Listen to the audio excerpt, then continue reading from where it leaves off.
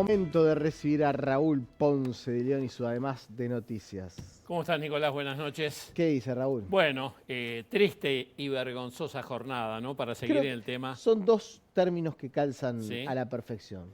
Fue triste y fue Y vergonzoso. fue vergonzoso, ¿no? En el Senado ayer, durante la interpelación al ministro de Ganadería, Alfredo Frati, por la compra de la estancia María Dolores por parte del instituto, ¿no? Y dejó un sabor amargo y yo creo que una profunda preocupación por la similitud en la discusión, el tipo de discusión que se está dando hoy entre las barras bravas del fútbol, ¿no? Lo de ayer fue realmente patético por momentos, porque no fue solamente Da Silva y Viera, Ya en hubo la varios tarde, legisladores ya en la que tarde también hubo... se plegaron a esa forma. Lo ocurrido ayer me trajo a la memoria una particularidad que tiene el escudo de Chile. Siempre me llamó la atención. Es el lema nacional de la República de Chile que dice por la razón o por la fuerza, ¿no? Llama mucho la atención. Ayer, si bien no fue generalizado en la sesión del Senado, hubo momentos y hubo legisladores que te daban la sensación de que se querían imponer por la fuerza y no por la razón en su argumentación, ¿no? Uno podía imaginar el final de la interpelación de ayer en relación a lo que es la correlación de fuerzas políticas en el Senado. El oficialismo cuenta con 17 votos a favor, lo que significa una mayoría asegurada antes de arrancar y por lo tanto, más allá de la argumentación de unos y de otros, se votaría al final de la sesión, cosa que no ocurrió por otro tema, por otros motivos que vamos a ir acumulando como satisfactorias las explicaciones. Esto estaba asegurado, ¿no? A ver, después podemos ir desgranando y va a ser un poco extensa la columna de Raúl porque vamos a profundizar bastante en torno a esto. Una de las cosas que me parece que también hay que decir, que no es una buena señal dar por terminada una interpelación sin que se vote. Nunca había ocurrido, ¿no? A mí no me parece una buena señal. O sea, hemos tenido, y también lo podemos repasar porque tenemos algunas imágenes en backup, otros incidentes que hubo entre parlamentarios, incluso en algún momento hasta golpe de puño. Sí, señor. Pero no terminar la sesión parlamentaria o darla por finalizada sin que se vote, la verdad, a mí como señal no me gusta. La intención de Sabini fue por 5 minutos la suspensión. Él dice, suspendemos por 5 minutos y después ya no volvió la sesión, ¿no? Lo que pasa es que pasó que Cose no estuviera, que es la titular de la presidencia del Senado, estuviera Blanca Rodríguez, y me parece que en términos, digamos, de boliche le faltó carpeta para manejar una sesión muy complicada como fue la de ayer, ¿no? Por momentos se le fue de las manos, la prueba está que tuvo que recurrir al apoyo explícito de la bancada, diciendo que estaba ajustado, digamos, al reglamento la conducción.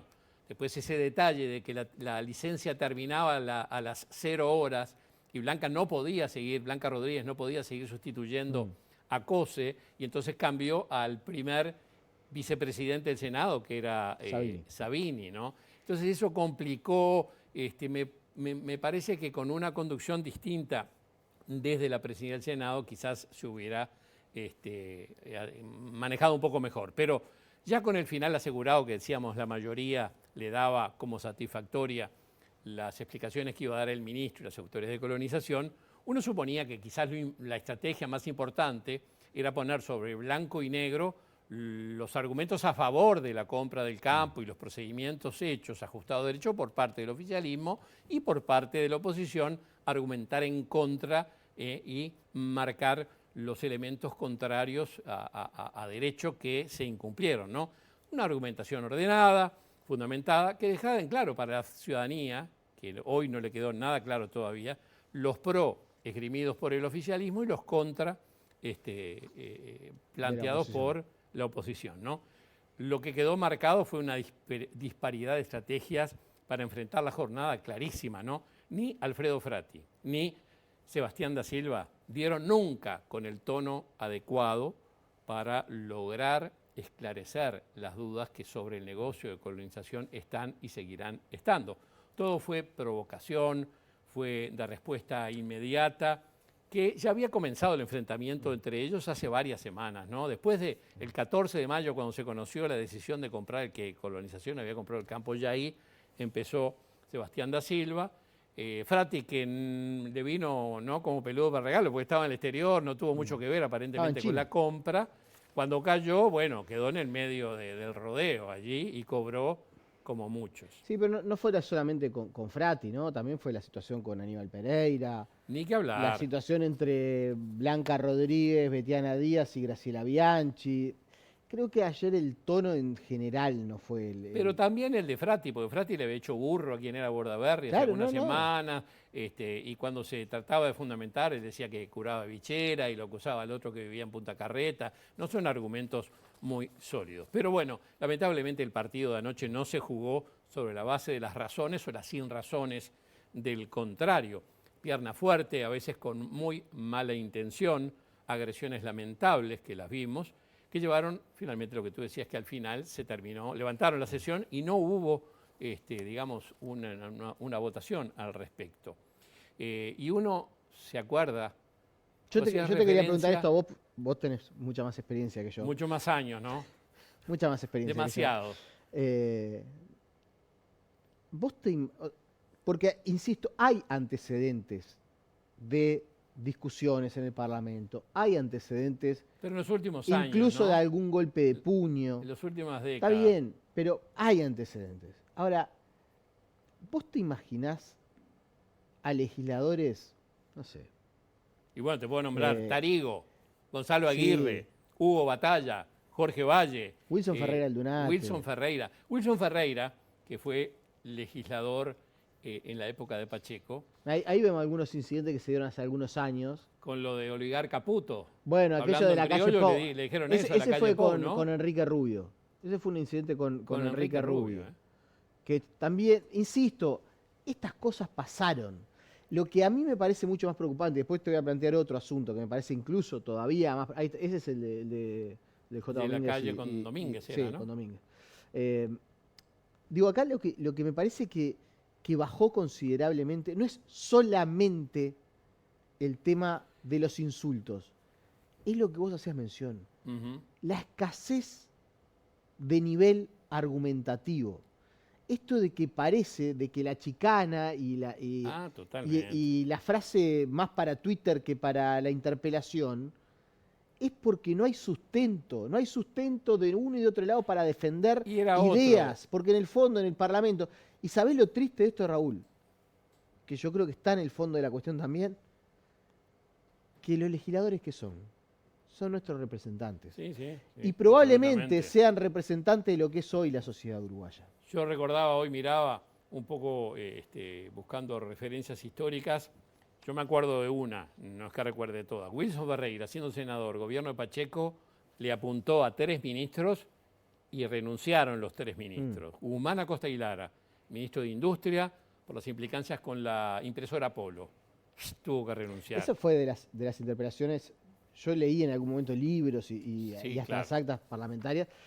Fue vergonzoso porque la verdad que lo fue destruyó. De los paseos más grandes que un miembro interpelante le dio a un... Pedro Cersósimo, ministro del Interior, tuvo que renunciar. Él y el jefe de policía de Montevideo en el 70.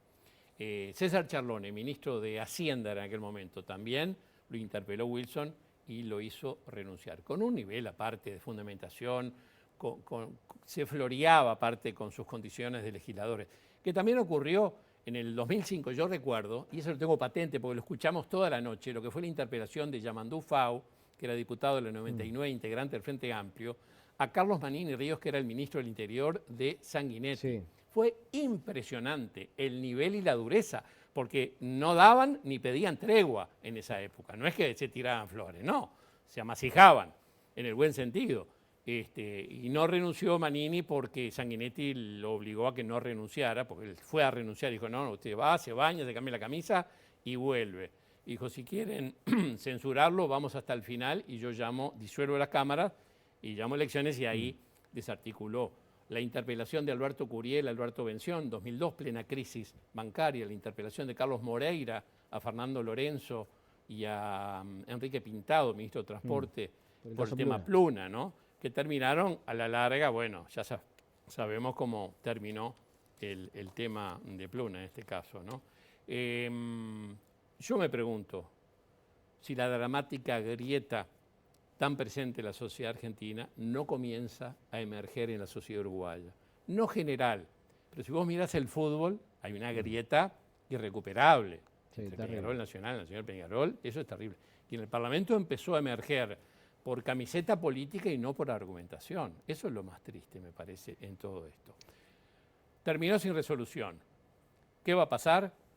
Bueno, rápidamente el diputado colorado de Vamos Uruguay, Juan Martín Jorge, le presentó una nota al presidente de los diputados pidiéndole que se abriera una comisión investigadora y, cito textual, sobre los hechos, actos y eventuales conductas irregulares y sus antecedentes ocurridos en el Instituto Nacional de Colonización en oportunidad de la compra por parte de dicho instituto de los padrones que componen la estancia María Dolores. Juan Miguel Jorge trabajó muy cercano a Pedro Bordaberry en toda la fundamentación. Juan Martín, muy cercano a Pedro Bordaberry en lo que fue la fundamentación, la postura de Bordaberry ayer, que marcó más de 10 puntos donde él entendía que se había... Sí, que eran inconstitucionales. Ahí está. Hoy y mañana trabaja la comisión preinvestigadora, que es la previa, son 3 integrantes, 2 del oficialismo, 1 de la oposición. Mañana le van a estar presentando el informe al presidente de diputados. Se supone que va a haber 2 informes, uno mayoría de la oposición diciendo que no hay razones para avanzar en una investigadora. El oficialismo diciendo que no hay razones y una minoría. ¿Cuándo se resuelve? Y el martes 2 de septiembre se junta el plenario. El lunes ya se conoce públicamente el contenido de los informes. Hasta ahora es reservado hasta el lunes. El lunes se abre y el martes 2 de septiembre, el plenario de diputados deberá ver si tiene mayoría como para seguir en la comisión investigadora. Blancos, colorados, Partido Independiente, Identidad Soberana están a favor. El tema es, el fiel de la balanza lo mueve Cabildo, ¿no? Acabamos de mostrar a Álvaro Perrone diciendo que él podría estar de acuerdo, pero después del presupuesto. Que no quiere que se solape este tema. Si Cabildo no vota a favor de la comisión o vota con los pies y se va, la comisión muere el lunes 2 de septiembre, ¿no? Marcaste muy bien en tu argumentación y en todo el repaso que hiciste algunos temas. Podríamos haber ido un poco más para el pasado. Para mí hay algo que es peor todavía que todo lo que conversamos. Yo quiero decir que me cuesta no desde el punto de vista periodístico, sí desde el punto de vista personal, porque los conozco a los dos muy bien, a Sebastián da Silva y a Nicolás Viera. Me parecen 2 tipos que la verdad, desde sus distintas visiones, conozco lo que quieren aportar a la función pública, de visiones contrapuestas, ¿no? Con una visión Sebastián da Silva, con otra Nicolás Viera. Ayer claramente le erraron, para mí le erraron los dos. Pero se vienen dando a mansalva hace tiempo, sí. Por eso digo, a mansalva. Hay un círculo rojo que rodea a los legisladores, secretarios, personas que son del círculo íntimo, que me parece que están más para incentivarlos y dar manija a generar esa frasecita para Twitter. Y cuando a veces de repente la temperatura sube demasiado, alguien se equivoca y se pasa de rosca. Creo que ayer pasó de los 2 lados. Pero lo peor de todo, yo te voy a invitar a ver algo que le pedí, y hoy lo conversamos con el equipo de producción, que hiciéramos para el noticiero de BTV Noticias. Planteábamos, vamos 18 de julio, a preguntarle a la gente, la agarramos así, a 10 personas, si saben lo que pasó ayer en el Parlamento y si saben lo que es María Dolores. Vamos a ver las respuestas. El senador que recomendó que invirtieran en conexión con la Ferrari ruedas para arriba. ¿Qué opina de los insultos en el Palacio Legislativo de la pasada jornada? No tengo ni idea. Un legislador insultó al otro, ¿es conveniente en el Parlamento? La verdad que se van para el carajo mal. Una falta de respeto. Horrible, falta de cierta civilización. Algo horrible, algo que no puede suceder eso. Las discusiones siempre llevan a algo, no un fin, sin agredir. No está bien, no corresponde. Una lástima, no estamos acostumbrados a eso. ¿Refleja un poco la sociedad que se vive? Sí, sin duda, una sociedad más violenta, más complicada. No tengo la menor idea. Hace 24 años que no miro informativo, no leo noticias y la paso mejor. No, es horrible. No tengo opinión. Una vergüenza. Se ha perdido la educación en los parlamentarios, se ha perdido la clase de parlamentarios. Pienso que no está nada bien. No está bien, es una falta de respeto. Creo que a las personas hay que respetarlas antes que nada. Y la verdad que me parece vergonzoso, ¿verdad? Si estamos desde la perspectiva de la construcción de la ciudadanía, digo, no corresponde. ¿Al tanto de la compra de esta estancia María Dolores? No muy al tanto. Sí, yo creo que está bien. Yo opino que está bien. Si es para un bien para el Uruguay, está bien. Eso es importante, que sea para el bien de todos, no para uno. No, en detalle honestamente no. Creo que fue un poco improvisado por cómo se hizo todo, ¿no? 35 millones de dólares contados a los gritos en un entierro. Entiendo la emoción del momento de quienes le pasó, pero es plata de todos que capaz que merece un poquito más de formalidad. A veces la gente más sabia Sí, de lo que obviamente. todos pensamos y lo que todos Por eso pensamos. te decía Porque cuando- viste que ninguno se identificó. Claramente, a todos los que entrevistamos, algunos habrán votado al Partido Nacional, algunos habrán votado al Frente Amplio. Yo lo que digo es, empiecen a sintonizar con la gente. No, ese para mí es el mayor riesgo que tenemos en nuestro país. Que la clase política deje de sintonizar con la gente y empiece a sintonizar con los escribas de Twitter. Empieza a Al revés, sintonizar. ¿no? No, empieza a sintonizar con Ah.